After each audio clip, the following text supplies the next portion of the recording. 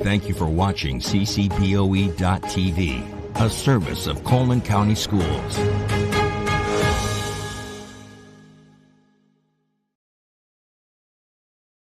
We're here at Fairview at the Randall Shedd Park, getting ready for the 2025 cross-country championships for Cullman County, and we're just moments away from that. And I'm joined today by a legend here in Cullman County. He actually did his running at Good Hope and coaching at various places around the county and in the city.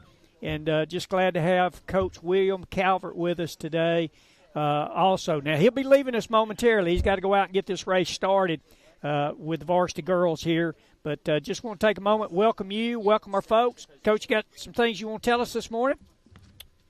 Well, I'm happy to be here, Alan. Thank you, Coach Dunklin, for having me here. And this is a great event.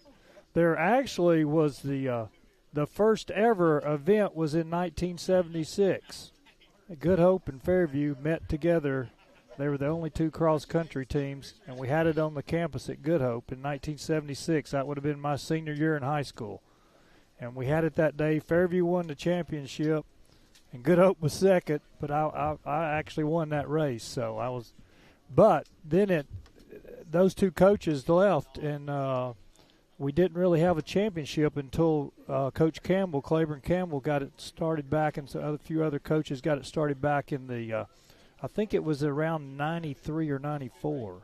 I know it was still kind of in its infancy when I came in the 90s, and you and Coach Claiborne were instrumental in track and cross country at Cold Springs, getting that program, and you know, it is just morphed into this massive successful program. It is, and you know, you could arguably say as far as it's one of the best programs that we have in Cullman County schools now as far as the sport of cross country.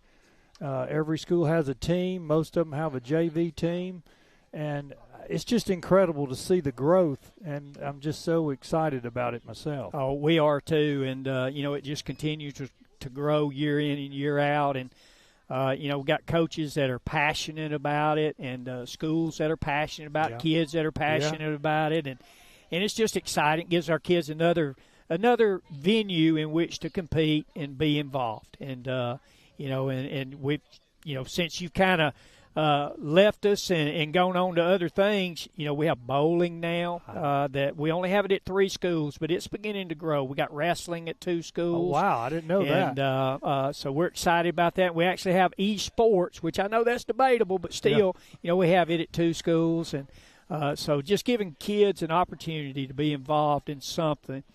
So they say at my school, not only do I go during the day, but I also am involved in whatever that is. It means something to represent your school in any kind of activity or sport. It really does, and I'm glad it still means something. It always did to me, and I know it always did. I always tried to stress that when I was coaching, and I'm glad we're giving more kids more opportunities and various opportunities because, you know, there's a lot of interest in a lot of different things in the world now. There certainly is. And, you know, a wholesome activity, kids need to be involved in it. So that's great. Absolutely. Well, Coach, we're going to let you go do your thing and get us ready to get started. Now, tell us a little bit about the start for the folks that may not know a whole lot about cross country. You know, it's kind of just kind of walk us through how they get them staged to be able to start a race. Well, there are boxes set up, and in a large meet they have to number the boxes. I think for our championship here we don't have as large a field, so they'll have boxes, and they'll start. All the teams will start together in their little box there. It's about 4 or 5 feet wide and, you know, 6 or 8 feet deep. And they usually put in cross country, the score is the low scorer wins. It's like golf, the low scorer wins. So the top 5 count as scoring for each team, and then the 6th and 7th runner can push the other teams 4 and 5 back. So the top 7 is very important. Other kids sometimes get to run. Maybe we're running up to 10 today. I'm not sure. Yeah, I think the number is 10 today. Yes, but that top 7 is very important. Because you know, you could have somebody win the race, first place, but if your 4 and 5 is so far back, then someone else could stack them in there in between them and beat them like 12, 13, 14, 15. So it's very important. It's a very oriented team sport. It kind of reminds me of football in a way, is if everybody don't do their job, we don't win. Yeah, everybody has a responsibility and got to fulfill that responsibility to be successful. And and that may be things, and that's important to let our folks know that, kind of how this race is staged, that everybody kind of knows, hey, this is what I have to do during the course of this race. But on this start, we've got a great starting venue here at Fairview at Randall Shedd Park. We've got a wide start, and we've got a long, probably about 150 yards before it narrows down into the trail. So that gives them a chance to get into their groove, so to speak, and get going. So I guess they go about. Yeah, I see now. Coach Ayers coming this way, so okay. I think he's ready for you. Well, Coach Ayers going to do it for you, Coach. Yeah, so I'm going to let you stay with us a little bit. So, we're fixing to have the starting pistol. We got the drone in the sky. We're very thankful for the folks that have made that possible, and it makes possible us covering these type of events. Well, we're off and running, folks.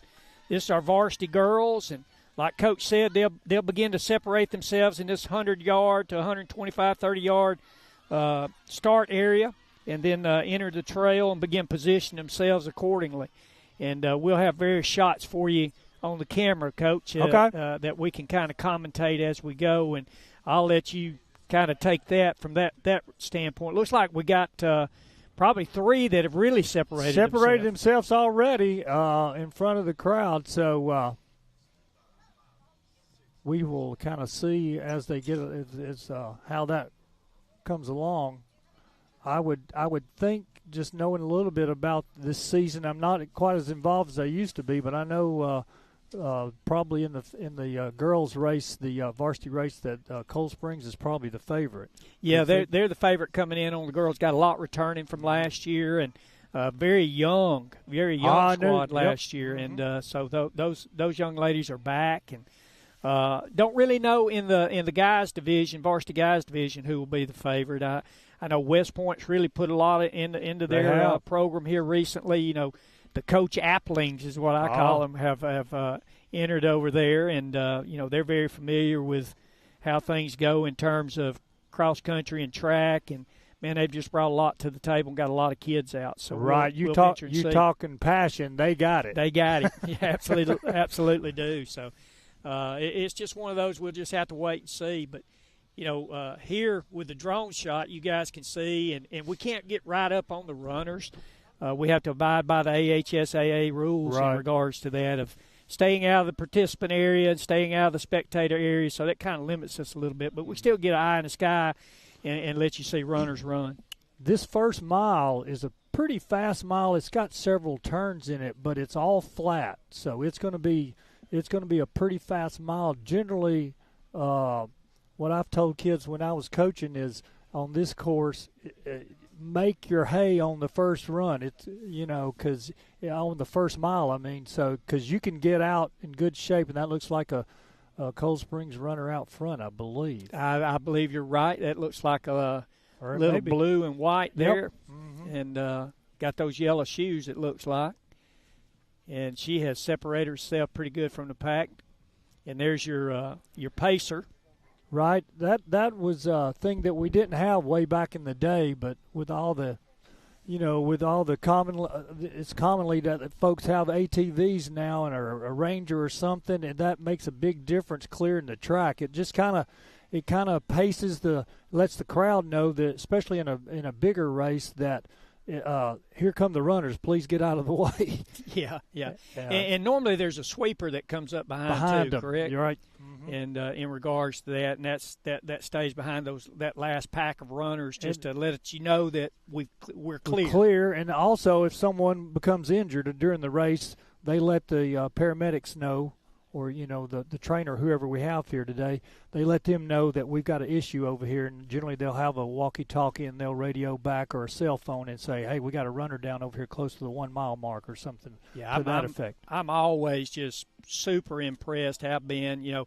I was telling the story of running in the first ever kudzu run when they let the old guys run at the very beginning. Yeah, I remember. And got me a medal in that race, and I was saying I got beat by a 76-year-old, and everybody looked at me. I said, but he is an elite runner. Yeah. He's an elite runner. He's in the Boston Marathon. I've never been in Boston. Well, he was also an all-SEC runner at Auburn. Yes. He could flat out run. You're talking about Coach Morgan Looney. Yes. And I said, so I'm proud of my second-place medal. Absolutely. But then the AHSAA stepped in and said we couldn't do that anymore. Right. But it was a lot of fun. It was. Y'all always made that venue such an exciting thing, and really enjoyed always going down there in the early fall and being a part of that. Yeah, that was a great story how all that got started. When I became principal down there, Campbell was already doing a fantastic job with track and cross country, but we didn't have a place to host a meet. And I was in a meeting somewhere in Montgomery, and they talked about they needed a place for sectionals. So I volunteered us, even though we did not have a course. So I told Coach, I said, we got to get a course. We got the sectional this fall.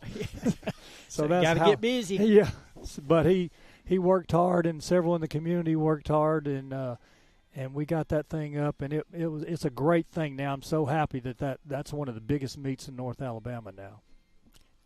You know, and I want to remind our folks, too, that our time up in that right-hand corner that you're seeing, that's unofficial. It's approximate. Yeah, it's approximate. We did not flash off of the official time or the official timekeeper over there. We just kind of simultaneously started with the push of a button with them. So, you know, we may be off just a fraction, but just want folks to know that when these returns start coming in that they do have an official timekeeper, and that's the time that they will be going by, not the time on our particular clock. Well, they're still a little ways from the mile mark, but the top girls should be coming in here somewhere in the about the 6:30 range, I would think. That is phenomenal. It is phenomenal. I see them making the turn down there. And we'll have some. We got a camera or two out on the course, and we'll get some photos of that too up for folks to see too as they come by some of these mile marker areas and see some runners. And it amazes me how, and it happens just about in any race that you're in, whether it's 5K, 10K, whatever. You always have that group that's kind of pushing the front, and then you'll have maybe a little bit of a lull, then you have a pack. Yes. And then you'll have a straggler or two, then you'll have a pack. Right. And it's pretty amazing how that kind of happens in just about every race that you're in, in that regard. And that pack is very important. You got that top runner. What I always wanted to do, and sometimes it worked, is to have a front runner and then have that 2, 3, and 4, and maybe even 5 stick in that next pack. And if they can come and, because those elite runners, if you try to run everybody up there, they're not ready for that, and they're just they're gonna get tired and fall off the pace before they get to the last finish. But if you can keep that pack together with a one front runner, that's a winning combination there. And that seems to be what's kind of that's what they're doing here. Here. Yeah, everybody's kind of jockeying for where they're supposed to be, and like you were saying, it's team effort. Most folks think, well, they just go out and run, and it's every man for himself, and that's not the case. No.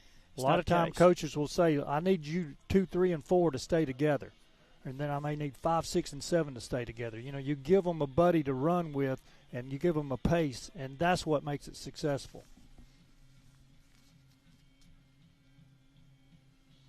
Is this the hill everybody's talking about on the course? That is a great shot, too. Yeah, that is a great shot. Chandler Nunn's doing our drone for us today, the eye in the sky, and giving us a great view of that hill right there. I've heard a lot of conversation from the kids and from the coaches regarding that hill. So there's one hill on the course, but it's a hill. Good one. Then they go back there, and today is pleasant, but when they have the invitational here in mid-September, sometimes it's rather humid and hot, and then they go up that big hill, and then they got to hit this open area out there in the old pasture, and that sometimes that sun beats down. Kind of like running in an oven. Absolutely. Well, today they got beautiful weather. I know there's a possibility we may get a little drizzle here in a little bit, but hopefully not. And but if we do, we still run in those conditions as long as there's not any lightning and no threat to safety. We're going to run. Yeah, this is really perfect today. No wind, and it's low 60s. That's perfect. Low 60s degrees for a 5K run. That's perfect. Humidity, not really a factor at all. No. we've got the one girl has really separated She herself, and maybe we can get someone to let us know who's in the lead there, so we can make sure we get her name out. I know she's from Cold Springs and their number one runner, but yeah, we got those three. I think I haven't seen any change of position there, and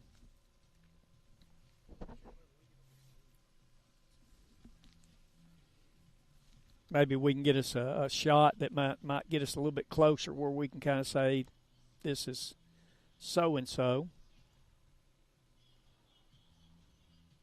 That group there seems to be all. I think they're all on the same team. They're all running together. That's the way to do it. A lot of the track uniforms, they're not as distinctive as maybe football jerseys or basketball. They look a lot alike. They look a lot alike, and we got some purple, and we got a couple purples, and we got some blues. And when you throw the white backing and a blue front, or white backing and a purple front, it kind of all melds together. And even a maroon with the white can kind of meld together. So if we get anything wrong, we're honestly admitting that it's not from lack of effort. It's just from lack of being able to get that great visual. But we are excited. This is the first broadcast that I'm aware of any cross-country event in Cullman County. Awesome. And, I can't say enough about Ty and his group. I'm afraid to name everybody. I know Chris and Chandler and Brittany and Lynn and Mandy, and, that list goes on and on and on. They just make this possible. And, yesterday we were talking about it and kind of formulating how we would do it. And, when we got the drone donated, that was the game changer. Oh, yeah. That was an absolute game changer. So we're really hoping, we do track and field in the spring. We're going to be able to do golf. I think it allows us to do a better job with baseball and softball. And, with the goal of getting outside the boundaries of Cullman County and even getting outside the boundaries of the state of Alabama, and letting family members that may be stationed militarily overseas or out of town on business, whatever, still be able to see relatives and children and such still compete. That would mean a whole lot to somebody stationed overseas, wouldn't it? It sure would. And we get quite a few views, and I'm interested to see today, the views we get on this. I know we got a group in Washington watching some kinfolk today, because we had the mother come up and ask us about where to see it. So they got up at the crack of dawn in Washington to watch family members run here in Cullman. So we welcome you if you're still with us, and certainly glad that you joined us this morning, and we're happy to be able to put this on for you. So we are just a little, probably less than a quarter of a mile before the 2 mile mark, maybe between a quarter and a half for our front runners. And the 2 mile mark is on a downhill grade over here behind us in the woods, and it's a good place to make a surge if you're not in where you want to be, or if you've got somebody that's close to you. That's a great place at that 2 mile mark. You've got a little downhill, and then it comes back into the wooded area, and there's a lot of turns in there. So that is a strategic place. And you're going downhill, so gravity is your friend there, I always say. So use that gravity, lower your arms, and stride out and get you a surge there, and it can make a big difference. When a runner sees you 5 meters or 10 meters in front of you, then all of a sudden I'm 30 meters in front of you, you're getting some doubts there. Yes. I don't know if I can catch that. I don't know if I can catch that girl. I don't know if I can catch that guy. But when you're just off that shoulder, like you were saying, 10 meters or something like that, you're thinking, I just let me keep my pace, and I'll pick my point. And I think normally, Coach, you coached it, and is it common practice, like before this race today, and I know a lot of these kids have run this course before, but to come out during the week prior to it and practice out here, that's fairly common, is it not? It is, to at least get a run in on it. You probably wouldn't do a workout on it, because you don't want any kind of thoughts like that come into your head. Well, that was really hard, but a run through is what we used to call it. Do a run through on the course, especially if you've never run it. Most of our kids in this county, if they've been running a couple of years, have ran this course. And so they're familiar. They're familiar where those strategic points are that you were talking about. That, hey, right here's where I'm going to make my move.